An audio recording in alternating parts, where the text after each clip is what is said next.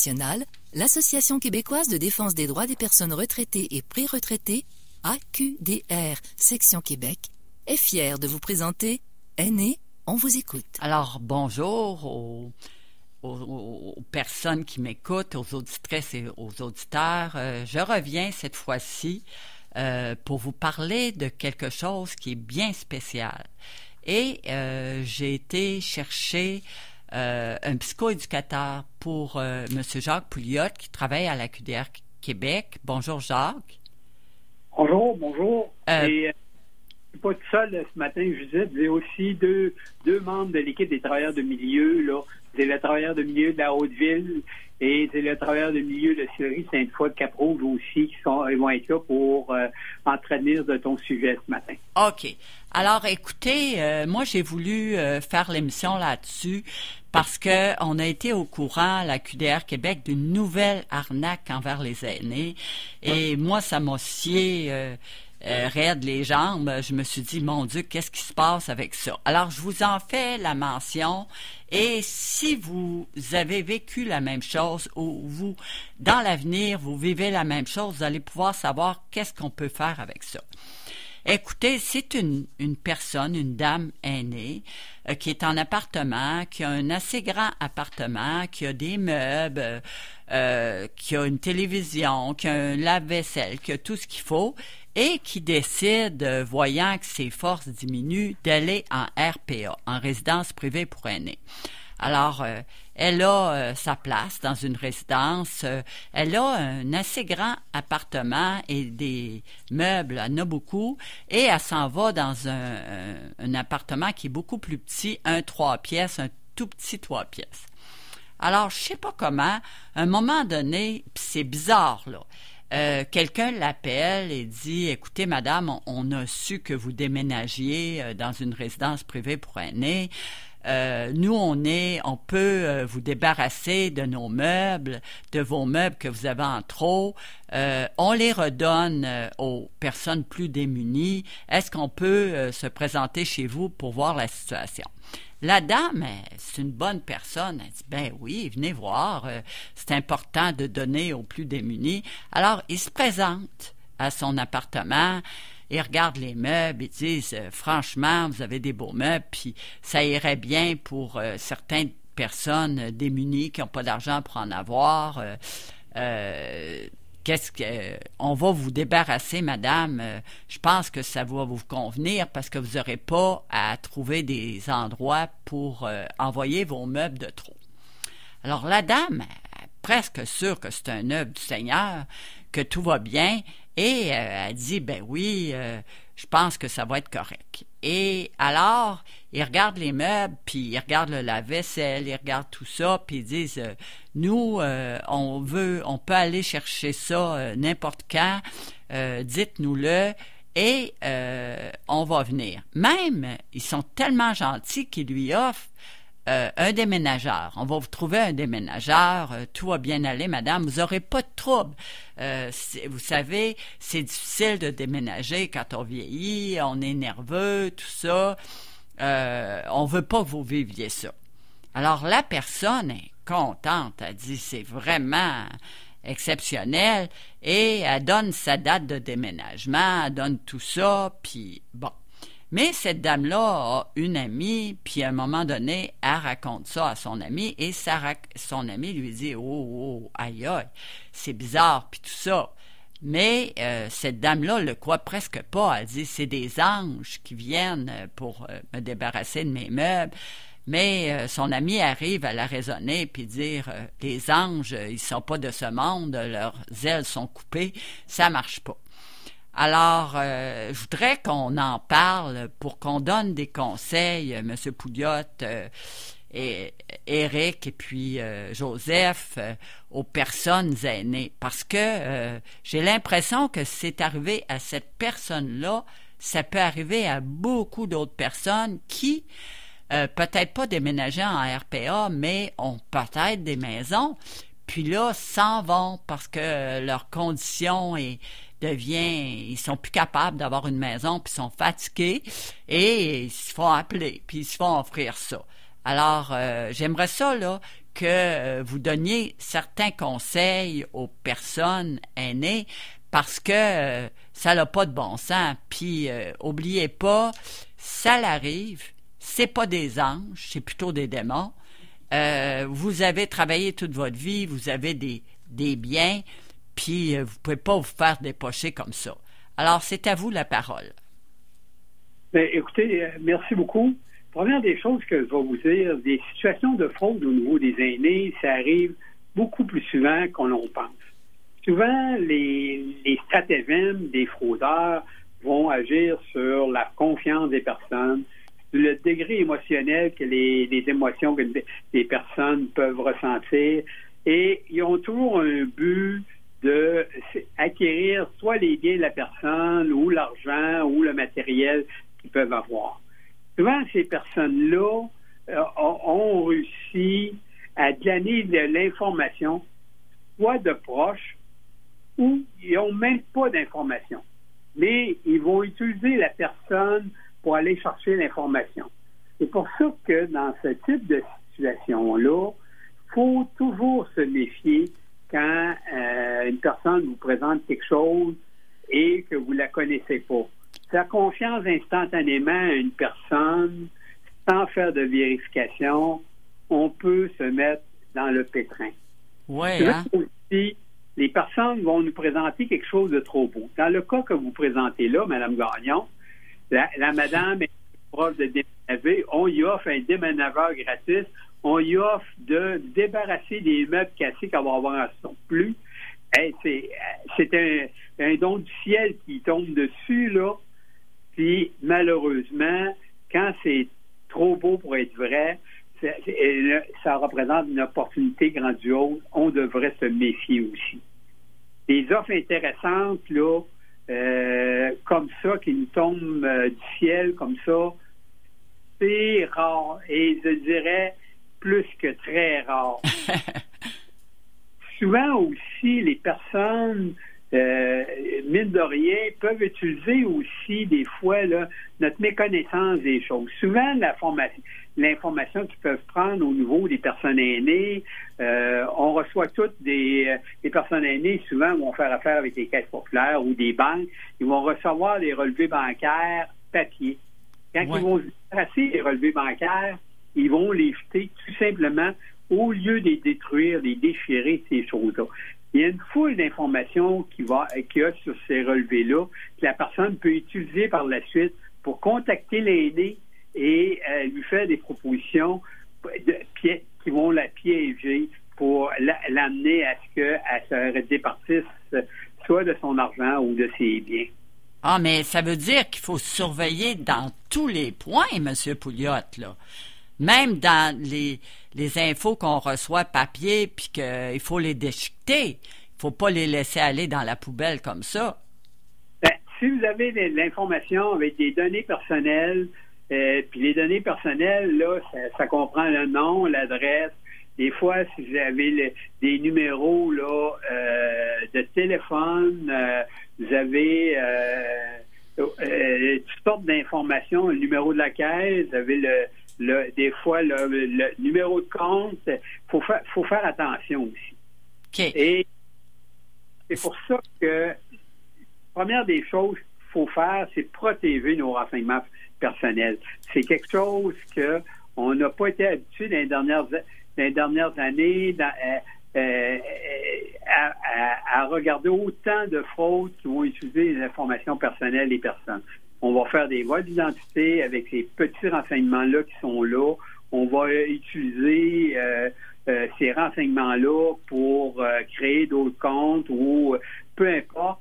Mais ces informations-là deviennent essentielles pour pouvoir faire d'autres fraudes. Peut-être pas face à la personne, mais ils peuvent se créer de faux comptes et à ce moment-là, arnaquer d'autres personnes en faisant passer pour vous ou etc. là. OK. Mais dans le cas qui nous occupe, moi, ma grosse interrogation, comment ça, ils ont su que cette dame-là voulait déménager? C'est mystérieux. Ben, en fait, bonjour Judith. Bonjour Éric. Faut faire attention parce que on connaît peut-être pas exactement les détails. Puis souvent, ce qui peut arriver, c'est que la personne va suggérer qu'elle va déménager. Parce que en appelant des personnes comme ça, des personnes aînées, ben, il y a une chance sur deux que la personne dise oui. Puis de fil en aiguille, ben, c'est une façon, je dirais, pernicieuse d'établir la confiance. Puis la personne, elle va dire, ben oui, je déménage tel mois, peut-être, que sans s'en rendre compte, la personne va donner des informations que le fraudeur va utiliser contre elle. OK. Puis la personne peut penser, ben comment ça qu'il savait ça, parce qu'elle ne s'est même pas compte que c'est elle, finalement, qui va lui avoir donné cette information-là. Pour ça, comme disait Jacques tantôt, quand une personne nous appelle et qu'on ne la connaît pas, ben, c'est important de savoir c'est qui elle. La personne se met à lui poser des questions puis lui demande, ben vous êtes qui? Vous travaillez pour qui? C'est qui votre employeur? Puis d'essayer de ne pas aller trop loin puis de dire, ben présentement, j'ai pas le temps, je vais vous rappeler plus tard.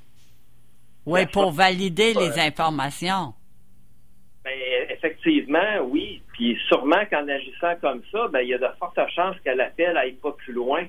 Il faut toujours être prudent quand on nous pose des questions ou quand on semble savoir ce qu'on va faire. C'est louche. Cette personne-là, elle ne nous connaît pas, puis elle sait que je vais déménager.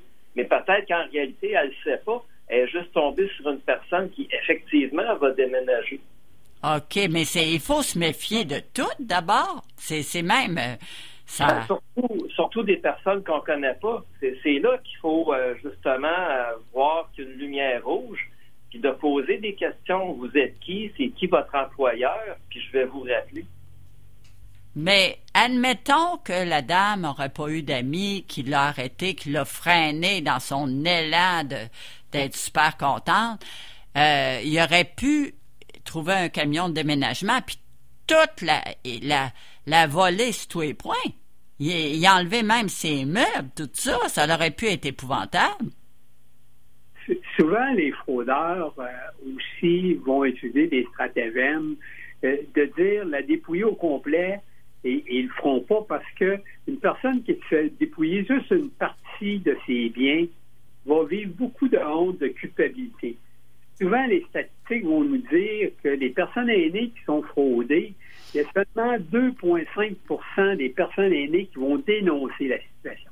Les personnes vont encaisser le coup, ils vont avoir honte, ils vont avoir se sentir coupables, puis ils ne voudront pas en parler. Ce qui fait que vaut mieux pour les fraudeurs de prendre un petit morceau, puis de passer à d'autres que d'en prendre un gros morceau, puis après ça, la personne dénonce, et là, ils ont plus de chance à ce moment-là que leur stratagème ne dure pas longtemps. Mais souvent, ils vont tabler là sur la vulnérabilité de la personne, sur les sentiments aussi que la personne va pouvoir vivre quand elle se rend compte de la situation là que elle s'est fait avoir là. Combien d'aînés qu'on dit c'est donc été calme. Comment j'ai pu être aussi imbécile d'avoir fait ça? C'est pas moi, ça. Et ils vont se culpabiliser, avoir honte de la situation, ce qui donne une grosse chance, surtout si la personne ne dénonce pas. Mais donnez donc des conseils là, aux gens. Là, on parle protéger vos renseignements personnel. Éric, c'est ça que vous avez dit. Éric a dit, là, au téléphone, si quelqu'un commence à vous poser toutes sortes de questions, tu réponds pas, tu leur donnes pas matière à te pogner à quelque part puis dire des choses. Y a-tu d'autres conseils? Parce que je pense qu'on devrait faire quelque chose là-dessus parce que ça semble qu'il y a tellement d'arnaques maintenant destinées aux aînés que ça n'a pas d'allure. L'autre conseil important, c'est que, comme je disais tantôt, poser des questions. Puis comme Jacques disait ensuite, c'est de dénoncer la situation. Que la situation ait fonctionné ou pas, il faut la dénoncer. C'est juste de cette façon-là que la police va pouvoir avoir suffisamment d'informations pour mettre fin à ces fraudeurs-là. Comme on a dit tantôt, en réalité, dans toutes les fraudes commises, tout tranche d'âge confondu, il y a 5% seulement qui sont dénoncés. Alors, imaginez la quantité de fraudes, d'argent volé qui n'est pas dénoncé. Alors, ils ont le beau jeu, ils continuent parce que personne ne les dénonce. C'est ça qu'il faut mettre fin. Peu importe ce qui arrive, que ça a marché ou pas, il faut le dénoncer. Alors, pour juste continuer aussi, là, première des choses, je pense que faut protéger nos renseignements personnels. Si quelqu'un nous appelle pour nous proposer quelque chose, il faut vérifier l'identité de la personne. Vous êtes qui? Vous travaillez pour qui? Avez-vous un numéro de téléphone? Bon, parfait, je vais vous rappeler. Alors, c'est une façon de vérifier c'est-tu le bon c'est-tu vraiment l'organisme qui nous a appelé? La personne, elle travaille-tu vraiment à cet organisme-là? Est-ce que le numéro de téléphone que je vais rappeler va fonctionner? Poser des questions. Là, vous me posez des questions. Comment vous savez que je vais déménager ou qui vous a parlé que je voulais m'en aller en RPA? À ce moment-là, s'il vous donne un nom dans votre entourage, dire, bon, parfait, je vais juste vérifier quelque chose et je vous reviens à ce moment-là. Parce que si c'est une belle opportunité, pas la perdre, mais si c'est un arnaque, il faut déjouer cette arnaque-là en validant que les informations sont vraiment réelles aussi. Okay. Souvent aussi, quand ce type de situation-là va arriver, et même si la personne n'est pas tombée dans le piège, elle va garder ça pour elle. Ouais. Pour les personnes aînées, une chose qui peut les protéger, plus une situation de fraude est connue, plus on peut en parler, la publicité, plus les aînés peuvent être avertis que cette situation-là a cours présentement dans le secteur. Vous avez vu l'été passé, on a parlé de beaucoup de fraudes amoureuses là, qui faisaient beaucoup de fraudes aux petits-fils, petits-fils envoyés à l'extérieur ou petites-filles en prison ou quelque chose du genre, et il faut payer immédiatement. Et à ce moment-là, quand c'est dénoncé, les corps de police vont faire des campagnes de promotion où les journaux vont reprendre l'information, et à ce moment-là, ça peut allumer des lumières lorsqu'on fait appeler pour des choses de ce type-là. Donc, M. Pouliot, parce que je pense que la QDR, on va mettre ça sur notre site Internet, ces petits conseils-là. Là. C'est important. Puis, j'ai communiqué avec la police. Je pense qu'ils vont pouvoir rajouter d'autres affaires, là, parce que on va parler de ça, là, parce que c'est tellement pressant, puis on veut pas que les gens se fassent avoir. Première affaire, protéger vos renseignements personnels. Ça, vous en avez parlé. Puis vérifier l'identité de la personne, tout ça, pour être sûr qu'il n'y arrive pas rien. Puis dénoncer aussi la situation, c'est ça que vous avez dit? Oui. Puis peut-être une chose aussi importante. Souvent, les arnaqueurs, les fraudeurs vont vous poser des questions ouvertes. Et en vous posant des questions, c'est vous qui allez lui donner les renseignements qu'il a besoin. Et sans que vous puissiez vous en rendre compte, là, la personne va vous appeler. On m'a parlé que vous en alliez en RPA. Oui. Là, tu viens de confirmer que tu en vas en RPA. La personne va poser une autre question qui fait encore une fois un essai. Là, vous allez avoir un appartement plus petit. Oui. Là, vous avez beaucoup de meubles. Alors, de fil en aiguille, vous lui décrivez exactement la situation que vous vivez. Et lui, ça devient facile de vous faire une proposition qui va être alléchante pour vous, là. Mais les informations, il les avait pas au départ. Il est allé les chercher à la pêche avec vous. On appelle ça de hameçonnage. Et, mine de rien, c'est tout vous qui avez donné toutes les informations. Lui, il avait presque rien. Sauf peut-être un numéro de téléphone pour vous appeler. Mais ça veut dire qu'il faut qu'il ne parle pas. Il faut pas qu'il... pour déjouer ça, là, il faut qu'il réponde à aucune question, qu'il dise on répond pas. C'est tout ça qu'il faut qu'il fasse? Il y a un élément que je voudrais ajouter à tout ce qui a été dit. Je pense qu'une des astuces importantes aussi pour se garder de la fraude chez les aînés, c'est que ces derniers, c'est-à-dire que les aînés, acceptent de se faire accompagner par un proche dans des démarches, des opérations qui sont sensibles. Si vous avez un proche de confiance, cela vous met à l'abri de la fraude, de telle manière que tout appel suspect met dans une situation de confusion ou d'incertitude, vous amène aussitôt à renvoyer peut-être votre interlocuteur pour lui demander pour l'informer que vous devez faire appel à celui qui vous aide. Je pense que l'accompagnement aussi était assez important dans ce sens-là. Mais Monsieur Joseph, il y a des gens qui ont personne pour les accompagner. Ils font quoi, ceux-là? Ben, là, ça va vraiment. Il faut que la personne prenne elle-même là les choses. Quand une personne vous téléphone et vous pose un paquet de questions, c'est qu'elle est à chasse présentement vos rencontres. Si là-dedans, vous inversez la situation, vous êtes qui, vous? Vous m'appelez pourquoi? Vous travaillez pour qui? C'est quoi votre numéro de téléphone? Ça a l'air suspicieux quand on fait ça. Mais c'est la seule façon de se protéger. Et si c'est vraiment une offre exceptionnelle, la personne va rapidement vous donner les bonnes informations pour que vous puissiez la recommuniquer avec elle. Vous allez pouvoir vérifier ça et poursuivre là, à ce moment-là pour la suite des choses. Mais si le fraudeur se sent questionné, rapidement, il va former la ligne. Rapidement, et il va faire votre appel, lui.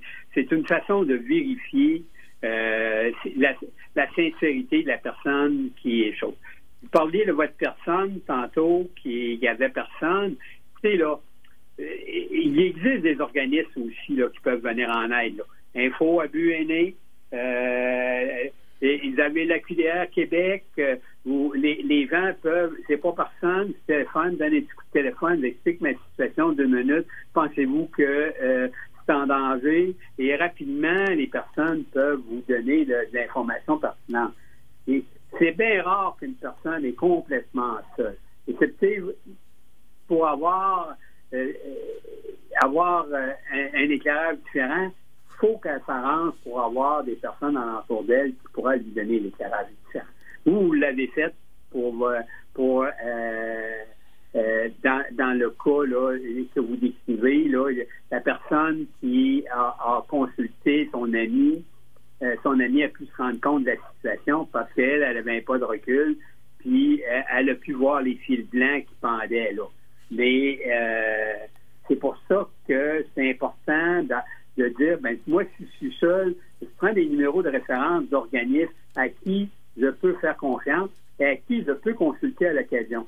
Vous avez, comme je vous disais, la ligne Aide Abus Aînés, vous avez la QDA Québec, vous avez plein d'autres organismes là, qui peuvent là, vous conseiller. À la rigueur, vous n'êtes pas certain, vous appelez le service de police et on va vous donner l'information. Là. Ça va leur faire plaisir aussi. Vous ne dérangez pas. Là. Les autres sont... Et c'est pas déranger les gens de dire je peux peut-être mettre à jour un stratagème qui va faire 95% d'autres victimes non connues, là. Oui, c'est vrai. Vous avez parfaitement raison. Donc, il faut que les gens se trouvent des réseaux, des ressources, au cas où ils vivraient quelque chose pour pas être seuls, puis être capable de les appeler parce qu'ils sont de confiance, puis de les informer comme il faut. C'est ça que vous dites, de pas rester tout seul dans des situations comme ça. Écoutez, là, dans la région de Québec, il y a aussi, là, on est une région riche en ressources. Il y a les travailleurs de milieu dans à peu près toutes les parties de la ville de la région de Québec, là, présentement. C'est une belle ressource aussi à utiliser. Un aîné se pose une question, un aîné n'est pas certain d'une chose, téléphone au travailleur de milieu qui va se faire un plaisir de répondre à la personne, faire un plaisir aussi d'aller la rencontrer. Il aurait pu être présent au travailleur de milieu quand les déménageurs sont présentés, là. Dire je vais comment ça va se faire, là. Vous voyez, là, c'est des petites affaires simples. Puis la personne que vous décrivez, pour son déménagement, probablement qu'elle aurait eu besoin d'aide aussi, faire des boîtes et ces choses-là. Le travailleur de milieu peut trouver des ressources pour faire toutes ces choses-là et on aurait pu avoir à ce moment-là une ressource à proximité qui a des yeux et des oreilles qui aurait pu peut-être éviter là, la situation là, parce qu'elle est prête à temps. OK. Alors, je donne le numéro de téléphone de la QDR Québec, 418-524-0437, poste 0. Vous appelez là, il y a des gens compétents. On peut aussi vous référer à des travailleurs de milieu. Écoutez, restez pas seul. Quand vous vous inquiétez, là, vous savez pas si vous allez être pogné à quelque part, vous doutez, appelez-nous. C'est mieux d'appeler avant, d'être précautionneux puis faire de la prévention que de vivre un drame difficile des fois à s'en remettre. Alors, est-ce que vous avez des dernières choses à dire à nos auditrices et aux auditeurs pour qu'ils se protègent? Écoutez, là, la meilleure façon de se protéger, c'est d'en parler. D'en parler aux bonnes personnes, pas à n'importe qui. Et si vous avez des intentions de changer des choses dans votre vie ou d'en parler à des amis proches, c'est correct. Mais il faut dire aussi à nos amis proches, l'information, là, faut la protéger aussi. Là. Toi, tu l'as, si tu es partage avec n'importe qui, ben ça met tout le monde en danger aussi. Alors, être discret dans les informations qu'on reçoit des autres, puis les partager à bon escient avec les bonnes personnes. Toutes les tentatives de fraude et d'arnaque doivent être dénoncées. C'est beaucoup plus important de dénoncer que tout le reste, parce que c'est ça qui va permettre beaucoup plus de mettre fin aux fraudeurs puis à tous ces systèmes d'arnaque-là. Dénoncer à la police de Québec, M. Éric? Oui, absolument. OK. Peu importe que ça ait marché ou pas, peu importe la valeur, même si c'est pas grand-chose, l'information est toujours primordiale. C'est très important. C'est comme ça qu'on va pouvoir diminuer le taux de fraude qui, lui, n'a pas de progresser parce que les gens ne dénoncent pas. OK. Bien, écoutez, on va être obligé de se laisser parce que l'émission achève. Je vous remercie. Vous êtes vraiment très compétents puis vous nous avez éclairés. Puis, je dis aux gens là, qui nous écoutent, écoutez-les. Ça va vous aider. Alors, bonne journée. Merci beaucoup.